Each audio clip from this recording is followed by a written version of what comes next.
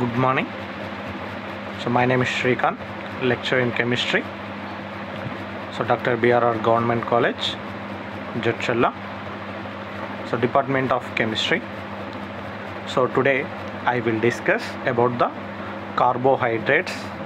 The topic carbohydrates, day 3. Okay. So last 2 days I will discuss. Okay, I discussed about the carbohydrates introduction. So classification. Yesterday I discussed structure elucidation of glucose. Is completed. Now today, fructose classification also completed. So now today I will discuss about the some reactions of carbohydrates and muta-rotation topic. So this is also carbohydrates topic. Okay, so let's go for next topic.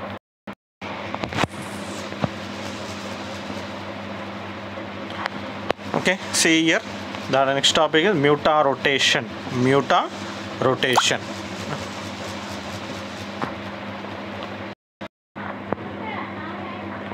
So muta-rotation. So normally D-glucose has a melting point of 140 degrees centigrade. Muta-rotation. So muta-rotation, Ksheena Brahmanata అని చెప్పేసి అంటాం. So normally D-glucose has melting point of 146 degrees centigrade. However, when D-glucose is crystallized by evaporating an aqueous solution kept above 98 degrees, a second form D-glucose with a melting point of 150 degrees can be obtained. When the optical rotation of these two forms are measured, they are found to be significantly different. So 140 degrees centigrade దగ్గర ఒక glucose, 150 degrees centigrade దగ్గర ఒక glucose. So different గ్లూకోజెస్ తీసుకుంటున్నాం. But when aqueous solution of either form is allowed to stand, its rotation change. The specific rotation of one form decreases and other increases. The specific rotation of one form decreases and other increases. అంటే ఈ రెండు రొటేషన్స్లో so ఒకదాని rotation ఏమో తగ్గుతుంది, ఒకదాని rotation ఏమో పెరుగుతుంది. Until both the solution shows the same value. For example, solution of D-glucose melting point at 146 degrees centigrade. The specific rotation gradually decreases from an initial value of plus 112.2 degrees to plus 52.7 degrees. So ఇక్కడ ఏమైంది, initial value ఎంత అండి? So 112.2 degrees. So ఇక ఎంతవరకు తగ్గింది? ఇక్కడ తగ్గింది, decrease అయింది. సో ఎంత తగ్గింది సార్ అంటే ప్లస్ 52.7 degrees వరకు తగ్గింది. While the D plus glucose melting point at 150 degrees centigrade, the specific rotation gradually increases from an initial value of plus 18.7 degrees to plus 52.7 degrees. అంటే 18.7 degrees నుండి 52.7 degrees వరకు పెరిగింది అండి. సో ఇంతకుముందు ఒక మాలిక్యూల్ ఏమో 112.2 degrees centigrade టు 52.7 degreesకి తగ్గింది వాటి రొటేషన్ వాల్యూలో. సో ఇంకో గ్లూకోజ్ రొటేషన్ ఏమైంది, ఇంక్రీజ్ అయింది. ఎంత నుంచి ప్లస్ 18.7 degrees టు 52.7 degreesకి ఇంక్రీజ్ అయింది. These three forms of glucose reach equilibrium concentration with the specific rotation. Of plus 52.7. The change in the specific rotation towards equilibrium. Called muta-rotation. అంటే ఇప్పుడు ఈ మూడు మాలిక్యూల్స్ని తీసుకుంటే ఈ మూడు మాలిక్యూల్స్ ఈక్విలిబ్రియం అంటే సమతా స్థితిలో ఉన్నప్పుడు వాటి యొక్క విశిష్ట భ్రమణతలో మార్పు అనేది ఉంటుందండి. సో ఈ మార్పుని ఇక్కడ ఏమంటున్నాడు, మ్యూటా రొటేషన్ అని పిలుస్తున్నామండి. సో మనకి ఇక్కడ ఈ points for example a solution of D glucose melting point at 146 degrees centigrade, specific rotation gradually decreases from initial value అంటే ఇనిషియల్ వాల్యూ ఎక్కువ ఉంది. ఎంత ఉంది సార్? 112 అంటే 112.2 degrees నుండి ఎంతకు తగ్గింది సార్ అంటే ఎంతవరకు తగ్గుతుంది వచ్చింది? 52.7 degrees వరకు తగ్గింది. While another molecule of glucose, so while the D glucose melting point at 150 degrees, specific rotation gradually increases from initial value. ఇక్కడ ఏమైంది? ఇనిషియల్ వాల్యూ నుంచి ఇంక్రీజ్ అయింది. ఇనిషియల్ వాల్యూ ఎంత ఉంది ఇక్కడ అంటే 18.7 degrees ప్లస్ 18.7 degrees. సో నుండి ఎంతకు పెరిగింది? Plus 52.7 degrees. అంటే ఈక్విలిబ్రియం దగ్గర ఎంత ఉంది? 52.7 degrees ఉందన్నమాట. అదేమో ఒక మాలిక్యూల్కి ఏమో సో స్పెసిఫిక్ రొటేషన్ వాల్యూ ఏమైంది?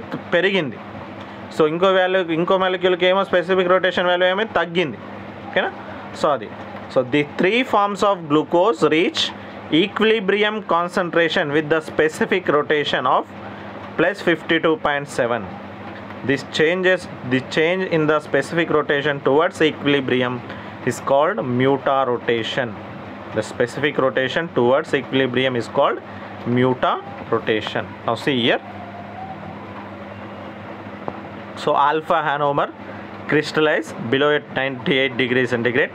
So this is alpha D glucopyranose, the melting point at 146 degrees centigrade. Okay, this is one molecule. Now see here, this is a beta anomer crystallize the above 98 degrees. So beta D glucopyranose melting point at 150 degrees centigrade, melting point at 150 degrees. So this is 146 degrees melting point, here 150 degrees melting point. So this is alpha anomer, so this is beta anomer. Okay, now see, this is actually some rotation, plane rotation value is, so initial value is 112.2 degrees. So beta glucopyranose initial value is so 18.7 degrees. Okay, now see, so this alpha form, so this rotation value decreases from 112 to 52.7 degrees.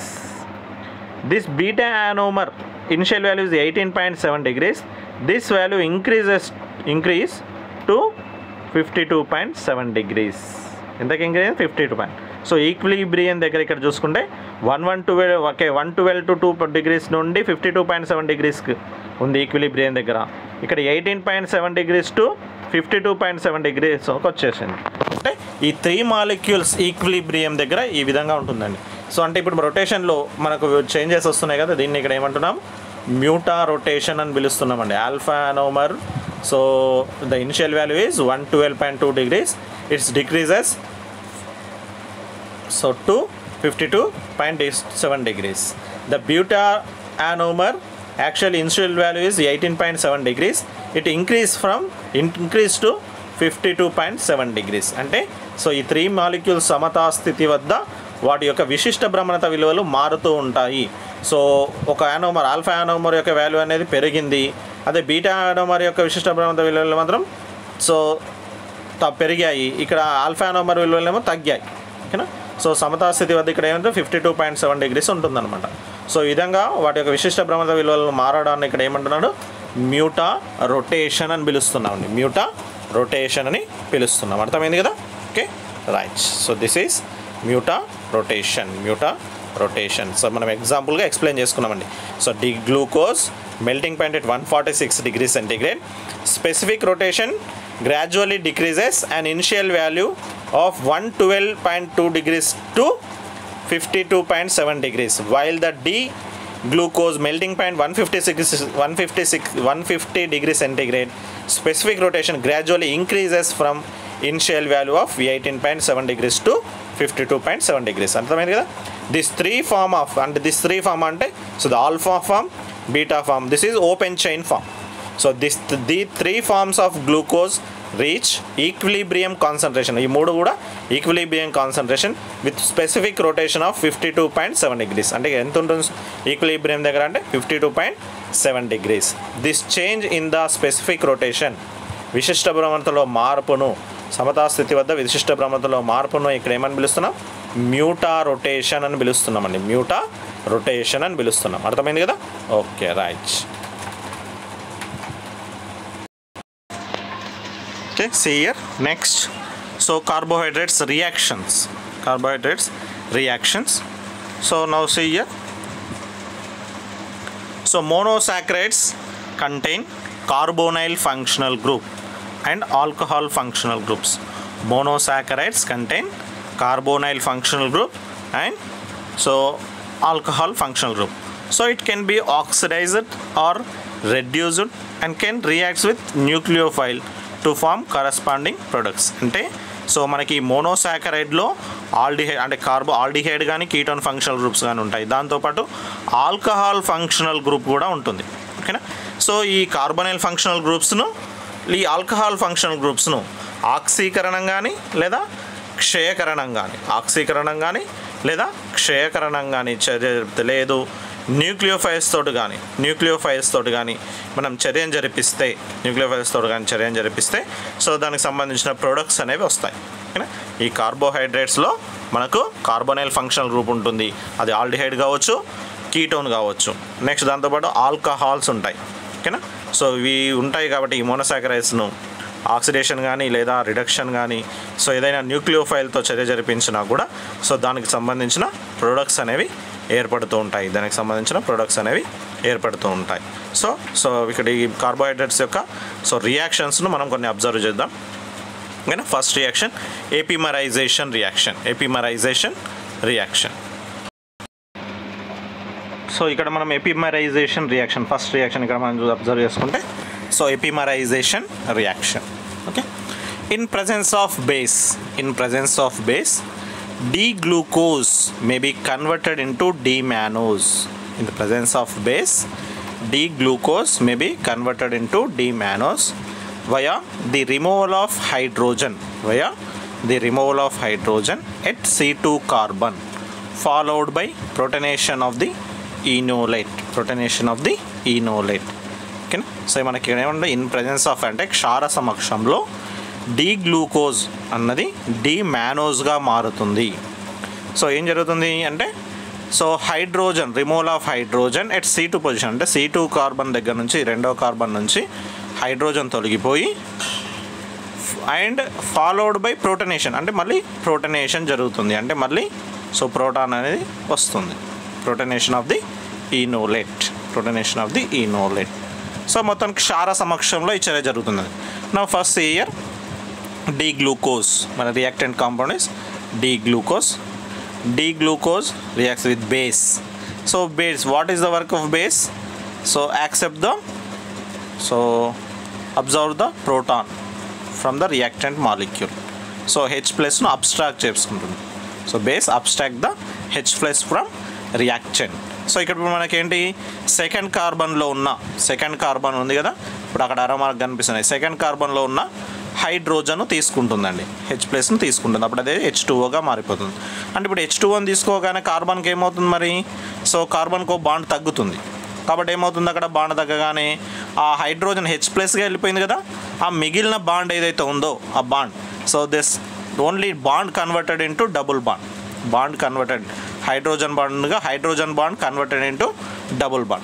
So carbon always having the 4 bonds, but this is so new bond forming, that is 5 bonds are formed. So 5 bond means unstable. So now in this situation, so double bond was converted into single bond. C double bond was converted into, in the aldehyde C double bond was group converted into single bond CO minus. Okay, so మనకి ఏమైంది hydrogen bond double బాండ్గా form కాగానే so కార్బన్కి 5 bonds అవుతున్నాయి కాబట్టి aldehyde కార్బన్కు ఆటోమేటిక్గా carbonyl carbon ఉంది కదా, carbonyl ఆక్సిజన్కు so అది single బాండ్గా మారుతుంది. కార్బొనైల్ గ్రూప్ ఉంది కదా, అది సింగిల్గా బాండ్గా మారుతుంది. అప్పుడు సో అది O- అవుతుందండి. C double bond O-. ఇప్పుడు మనకి ఇక్కడ సెకండ్ పార్ట్ అంటే సెకండ్ స్ట్రక్చర్లో మనకు అదే ఉంది కదా, ఇక్కడ మనకి ఇక్కడ చూడండి, ఇక్కడ సెకండ్ స్ట్రక్చర్లో అదే ఉంది. ఓకే, సో హైడ్రోజన్ ఫస్ట్ పార్ట్లోనేమో హైడ్రోజన్ వెళ్ళిపోయింది ఇక్కడ నుంచి ఇక్కడ. ఓకే, సెకండ్ పార్ట్లోకి వచ్చేసరికి హైడ్రోజన్ ఇక్కడ డబుల్ బాండ్ ఫామ్ అయింది మనకు. సో ఇక్కడనేమో ఆక్సిజన్ పైకి వెళ్ళిపోయింది. ఓకే, ఆక్సిజన్ పైకి వెళ్ళిపోయింది. సో ఆక్సిజన్ పైకి వెళ్ళిపోయింది. అప్పుడు మళ్ళీ నెక్స్ట్ ఏంటి, సో ఇక్కడ ఈక్విలిబ్రియం ఇనోలేట్ ఫార్మ్స్ చూసుకుంటే మళ్ళీ ఆక్సిజన్ పైకి వెళ్ళిపోయింది ఆటోమేటిక్గా. సో మళ్ళీ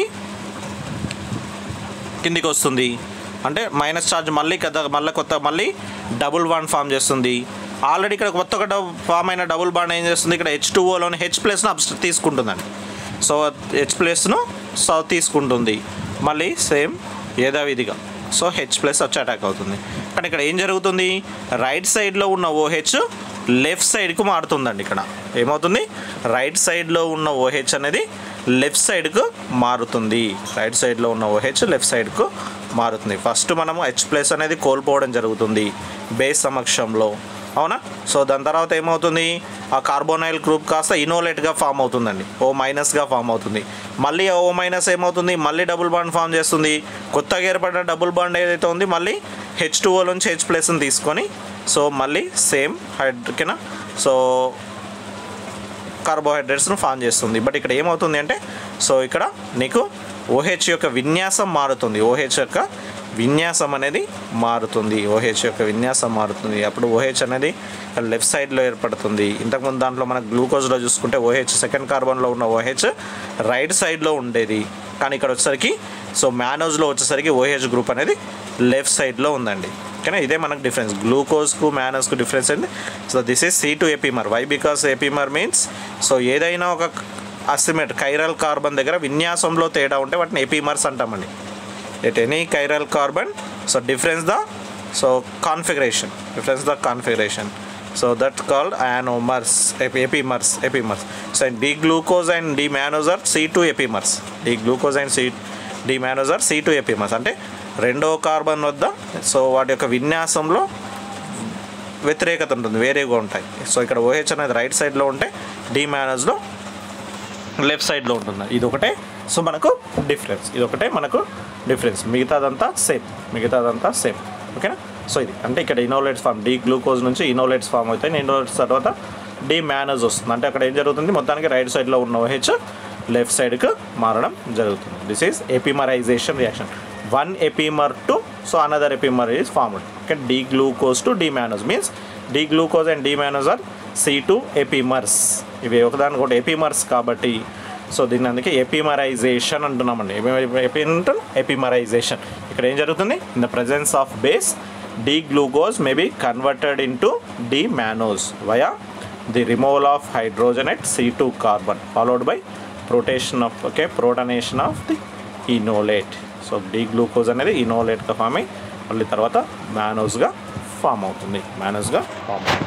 ఓకేనా, సో ఇది మనకు epimerization. D glucose epimer to D-mannoseగా మారుతుంది. D glucose and D-mannose are C2 epimers. Okay, so next see here enediol rearrangement. So the position of carbonyl group may shift via enediol intermediate under basic condition. The position of carbonyl group may be shift via enediol intermediate so under basic condition. For example, rearrangement of D-glucose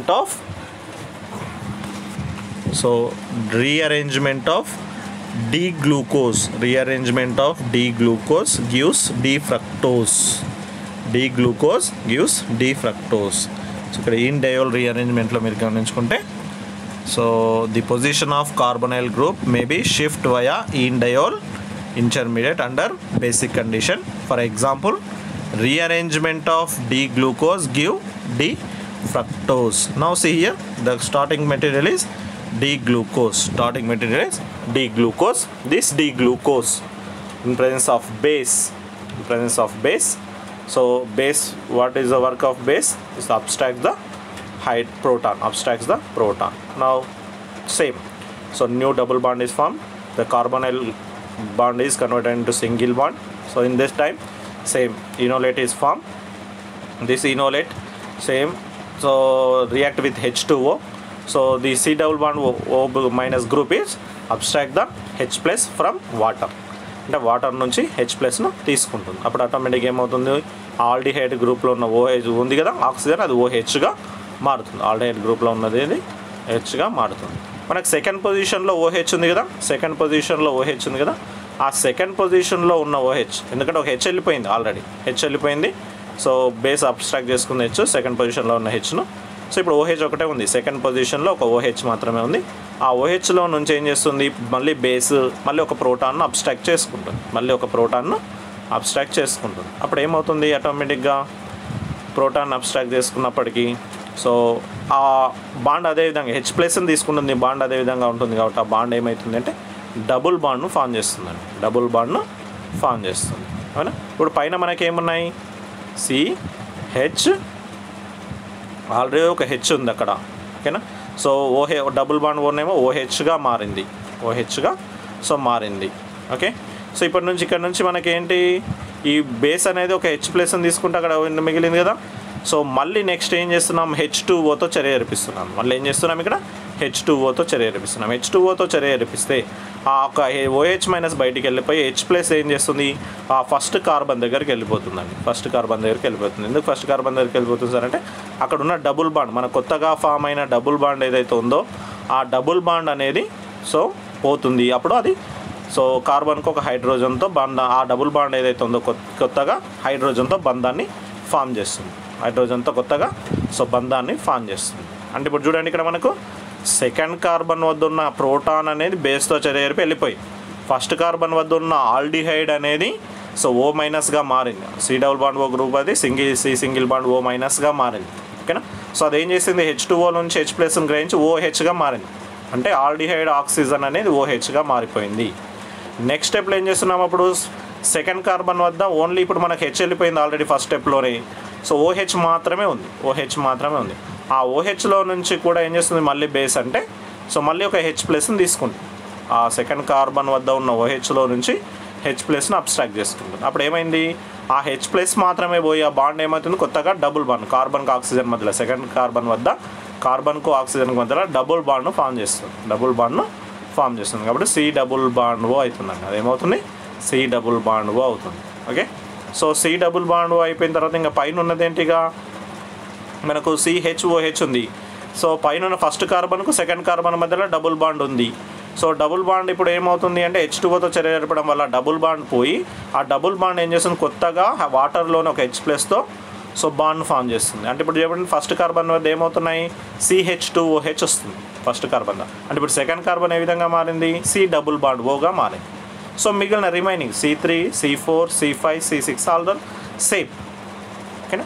so changing it first carbon and second carbon. Change ఎక్కడ జరిగిందంటే only first carbon and second carbon వద్దనే change అనేది జరిగింది. మిగతాదంతా same, C3, C4, C5, C6 these all carbons are same, but changing it first carbon and second carbon. First carbon, so all first carbon is aldehyde in the D-glucose. So in the glucose molecule, the first carbon is aldehyde carbon. This aldehyde carbon converted into so primary alcohol. And first CHO అనేది primary alcohol గా మారింది. Second carbon is secondary alcohol. So that is converted into carbonyl, keto functional group గా మారింది. Second carbon అనేది carbonyl అంటే C+O గా మారింది, C+O గా మారింది. అర్థమైందా. సో ఇది అంటే D-glucose converted into D-fructose, D-glucose converted into D-fructose. So this is enediol rearrangement. The position of carbonyl group may shift via enediol intermediate under basic condition. For example, rearrangement of D-glucose gives D-fructose. అంటే ఇప్పుడు D-glucoseలో aldehyde functional group ఉంది. So D-fructoseలోకి వచ్చేసరికి keto functional group అనమాట. D-glucoseలో aldehyde functional group, so కీటోన్లోకి వచ్చేసరికి ఫ్రక్టోజ్లోకి వచ్చేసరికి కీటోన్ ఫంక్షనల్ గ్రూప్. అర్థమైంది కదా. The position of carbonyl group may shift via enediol. అంటే ఫస్ట్ పొజిషన్లో అంటే ఫస్ట్ ఆల్డిహైడ్ ఎక్కడ ఉండే గ్లూకోజ్లో అంటే ఫస్ట్ కార్బన్లో ఉండే. సో D-fructoseలోకి వచ్చేసరికి ఇప్పుడు కార్బోనైల్ గ్రూప్ ఎక్కడికి సెకండ్ కార్బన్ వద్దకు చేంజ్ అయింది. అదనమాట the position of carbonyl group may shift via enediol intermediate under basic condition. అంటే సో ఈ కార్బోనైల్ యొక్క స్థానం అనేది మారింది, ఫస్ట్ పొజిషన్ నుంచి సెకండ్ పొజిషన్కు మారింది. ఓకేనా, అర్థమైంది కదా. Okay, go for next reaction.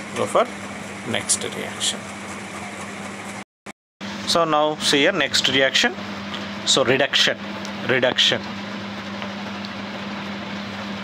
The monosaccharide contains carbonyl group.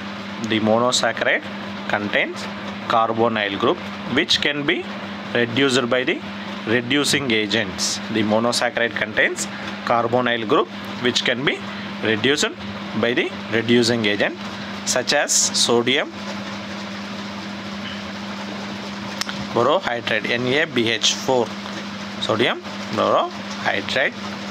So reduction of aldose forms 1 alditol and ketose forms 2 alditols. So ఇప్పుడు ఒక ఆల్డో ఫామ్ ఏమో సో 1 మాలిక్యూల్ డి మాలిక్యూల్ 1 మాలిక్యూల్ను ఫామ్ చేస్తుంది. సో ఫ్రక్టోజ్ అంటే కీటో మాలిక్యూల్ ఫామ్స్ 2 ఆల్డిటోల్స్ ఓకేనా. So 2 ఆల్డిటోల్ను form చేస్తుంది. Now see here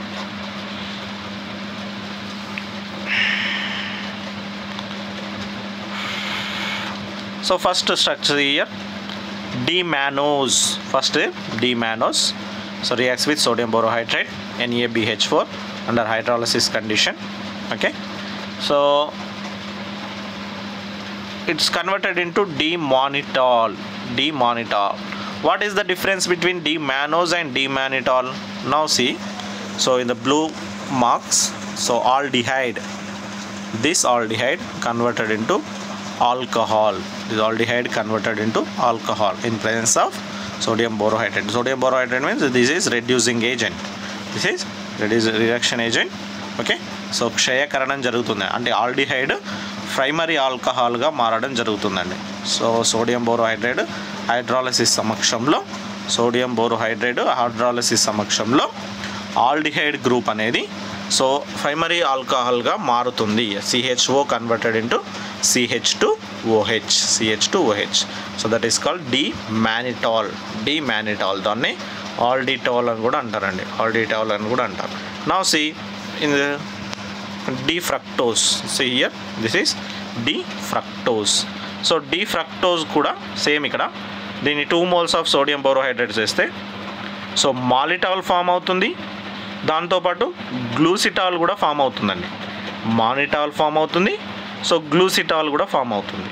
so మానిటాల్ అంటే సో OH గ్రూప్ అనేది లెఫ్ట్ సైడ్ ఉంటే మానిటాల్. అదే గ్లూసిటాల్ అంటే ఏంటి, సెకండ్ కార్బన్లో OH గ్రూప్ అనేది రైట్ సైడ్లో ఉంటే గ్లూసిటాల్ అండి. అంటే ఇప్పుడు ఫ్రక్టోజ్ను మనం క్షయకరణం చేస్తే 2 moles కింద 2 moles వస్తున్నాయి. ఒకటి మానిటాల్ వస్తుంది, 2 different కార్బన్స్ వస్తున్నాయి. ఒకటి మానిటాల్ వస్తుంది, ఒకటి గ్లూసిటాల్ వస్తుంది. అదే మ్యానోజ్ను మనం సో క్షయకరణం చెందిస్తే మ్యానోజ్ను క్షయకరణం చెందిస్తే ఓన్లీ ఒక మానిటాల్ మాత్రమే వస్తుంది. కానీ ఫ్రక్టోజ్ను క్షయకరణం చెందిస్తే మనకు 2 వస్తున్నాయి. మానిటాల్ వస్తుంది, గ్లూసిటాల్ వస్తుంది. 2 రకాలుగా వస్తున్నాయి. ఓకేనా. సో అర్థమైందా? ఇది reduction. The monosaccharides contain carbonyl groups which can be reduced by the reducing agents. such as sodium borohydride. Reduction of aldoses forms 1 alditol and ketose forms 2 alditols. ఎందుకంటే OH గ్రూప్ రైట్ సైడ్లో వచ్చినప్పుడు మానిటాల్ అంటూ okay so గ్లూసిటాల్ అంటున్నాం 2 వస్తున్నాయి. అదే fructose నుంచి 2 వస్తున్నాయి. ఒకటి D-గ్లూసిటాల్, సో ఒకటి మానిటాల్. అదే మ్యానోజ్ నుంచి అయితే ఓన్లీ ఒక D-mannitol మాత్రమే వస్తుంది. సో ఇది reduction. Next go for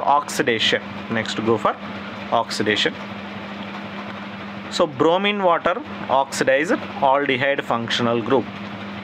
so bromine water అనేది ఆల్డిహైడ్ ఫంక్షనల్ గ్రూప్ను సో ఆక్సిడైజ్ చేస్తుంది. Okay.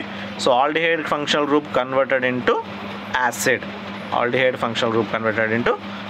Bromine water oxidized aldehyde functional group but it cannot oxidize ketone or alcohols.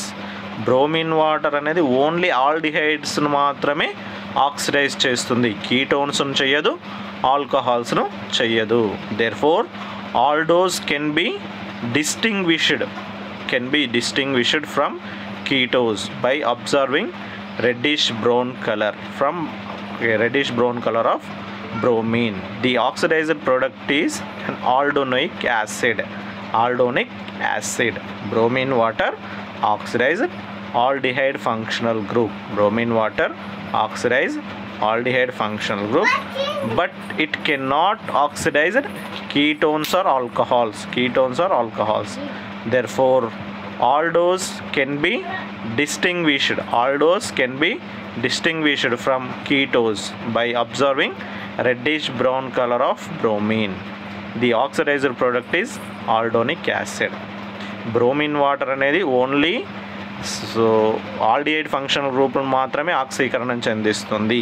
Keto functional గ్రూప్ను, alcohol functional గ్రూప్ను ఆక్సీకరణం చెందించదు. ఇది ఎందుకంటే week oxidising agent కాబట్టి ఆక్సీకరణం చెందించదు. కాబట్టి okay, అర్థమైంది కదా. బ్రోమిన్ వాటర్ అనేది ఓన్లీ ఆల్డిహైడ్లను మాత్రమే ఆక్సీకరణం చెందిస్తుంది. కీటోన్స్ను ఆక్సీకరణం చెందించదు, ఆల్కహాల్స్ను ఆక్సీకరణం చెందించదు.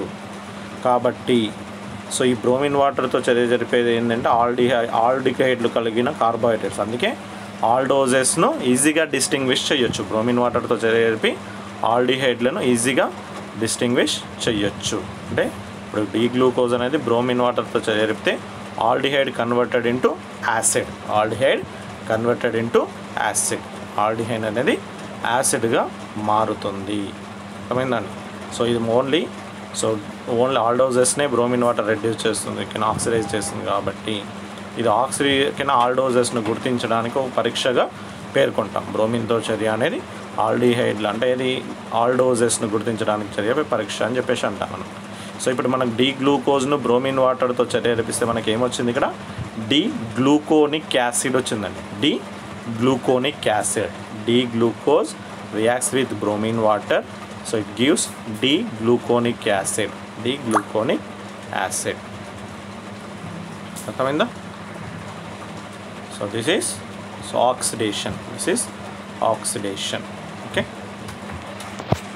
next go for another reaction.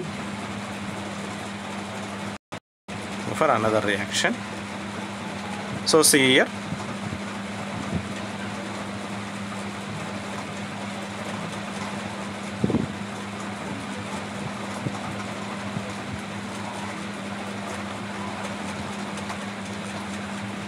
Tollens reagent can oxidize both aldehydes, aldoses and ketoses. ఇంకో ఆక్సిడేషన్ రియాక్షన్ ఇక్కడ Tollens reagent తీసుకున్నాం. Tollens reagent oxidize the both aldoses and ketoses to aldonic acids. Tollens reagent అనేది aldehydes can oxidise చేస్తుంది, కీటోన్స్ను oxidise చేస్తుంది. Okay, Tollens reagent can oxidize both aldose and ketose to aldonic acid. ఇక్కడ ఆల్డిహైడ్లను ఆల్డోనిక్ యాసిడ్గా మారుస్తుంది, కీటోన్స్ను aldonic యాసిడ్గా మారుతుంది. For example, the enol of both D fructose and D glucose as well as the enol of D mannose are same. ఓకేనా? D fructose అయినా D glucose అయినా అన్నదైనా ఏదైనా same. వీటి నుంచి మనకి ఇక్కడ ఏమొస్తుంది సార్ అంటే ఓకే ఆల్డోనిక్ యాసిడ్ అనేది ఫామ్ అవుతుందండి. ఆల్డోనిక్ యాసిడ్ అనేది ఫామ్ అవుతుంది. ఓకే, అది గుర్తుపెట్టుకోండి. ఓకే, ఇక్కడ మనకు రియాక్షన్ డీ ఫ్రక్టోజ్ ఉంది. D fructose undergo the enediol form, it converted into D glucose and mannose. ఓకేనా? డీ ఫ్రక్టోజ్ అనేది ఇండయోల్ ఫామ్లో మనకు డీ గ్లూకోజ్గా డీ మ్యానోస్గా మారుతుంది. మనం ఇండయోల్ రీఅరేంజ్మెంట్ ఇంతకుముందు చూసుకున్నాం కదా, ఆ విధంగా. డీ ఫ్రక్టోజ్ అనేది డీ గ్లూకోజ్గా డీ మ్యానోస్గా మారుతుంది. అప్పుడు ఆ డీ గ్లూకోజ్ను ఇప్పుడు టోలెన్స్ రియేజెంట్ చేస్తామనుకోండి. ఓకేనా?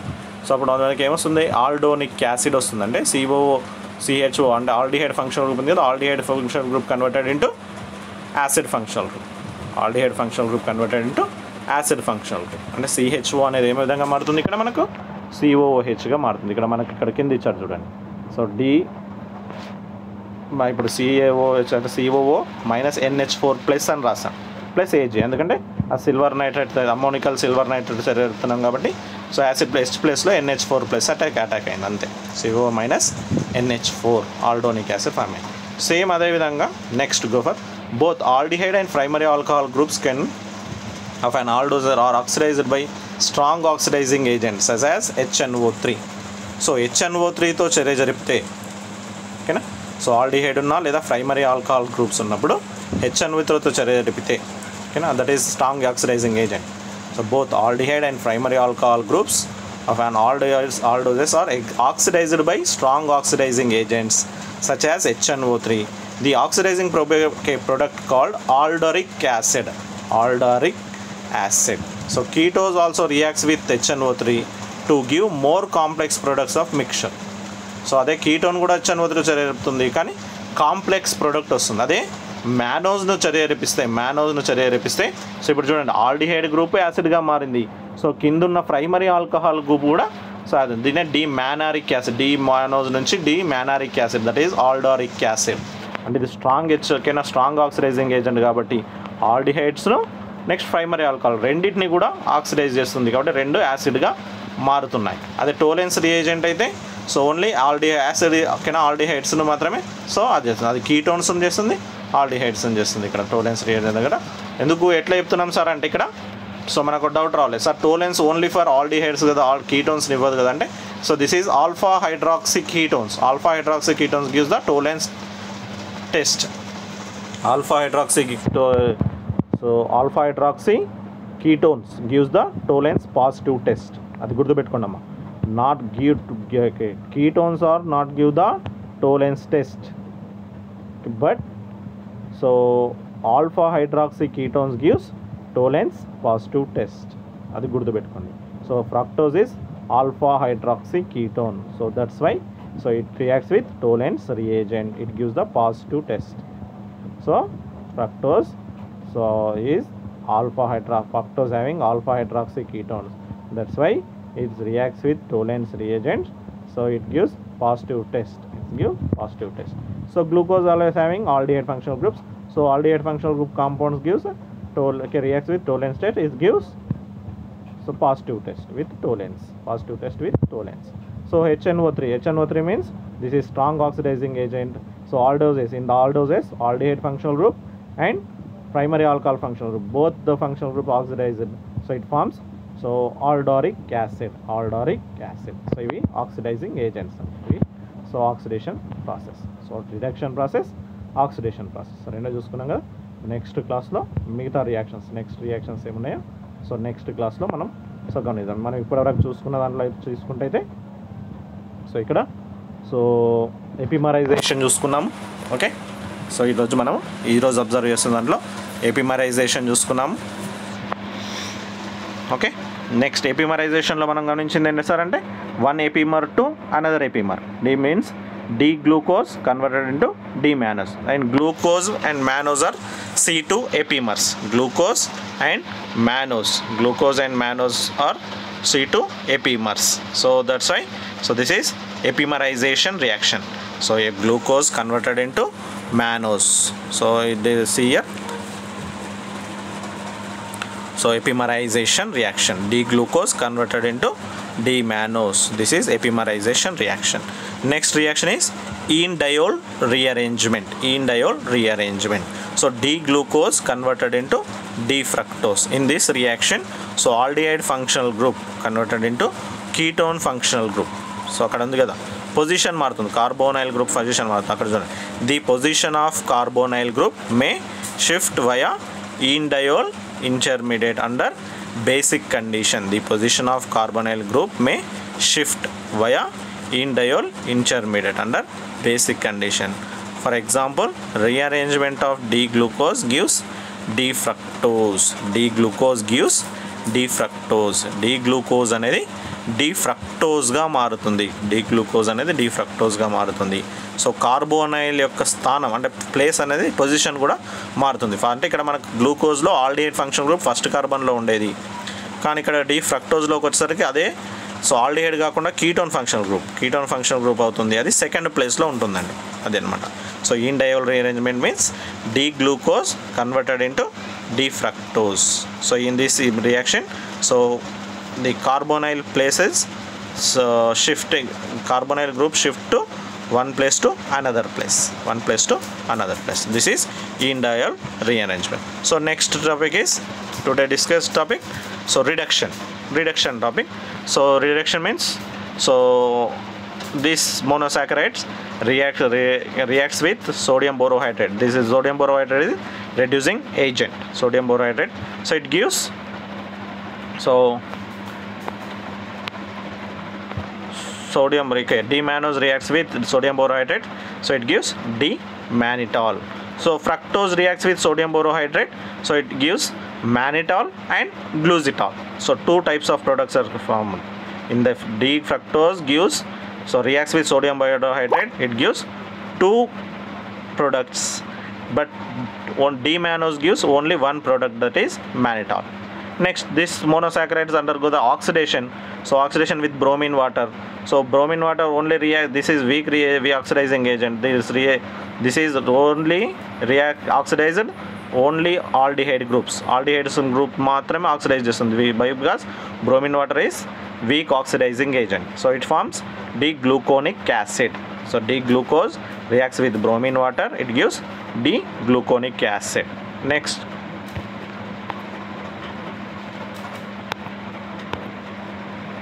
So next, Tollens reagent. Tollens means ammonical silver nitrate. So D-glucose or D-fructose and D-mannose. These all are gives the aldoric acid. These all are gives aldoric acid. So this is Tollens reagent. So Tollens reagent can oxidize the both aldoses and ketoses. అంటే fructose ను ఆక్సిడీకరణం చేస్తుంది, glucose ను కూడా ఆక్సిడీకరణం చేస్తుంది. Sir ఎందుకు sir fructose having ketone functional group, so ketones does not give the Tollens test, so positive test actually. So ketones not give the Tollens positive test, but fructose gives the Tollens positive test. Why? Because fructose having alpha hydroxy ketone ఉంటుంది కాబట్టి fructose టోలెన్స్ టెస్ట్ని ఇస్తుంది. Glucose ఆటోమేటిక్గా ఇస్తుంది ఎందుకంటే aldehyde functional group ఉంది కాబట్టి. కానీ fructose ketone ఉన్నప్పటికీ ఎందుకు ఇస్తుంది సార్ అంటే, so this is having, so fructose having alpha hydroxy ketone, అందుచేతనే ఇస్తుంది. Next another oxidizing agent, HNO3, strong oxidizing agent. So in this reaction, D-mannose gives the D-mannaric acid. In this reaction, aldehyde functional group and primary alcohol, both functional groups converted into acids.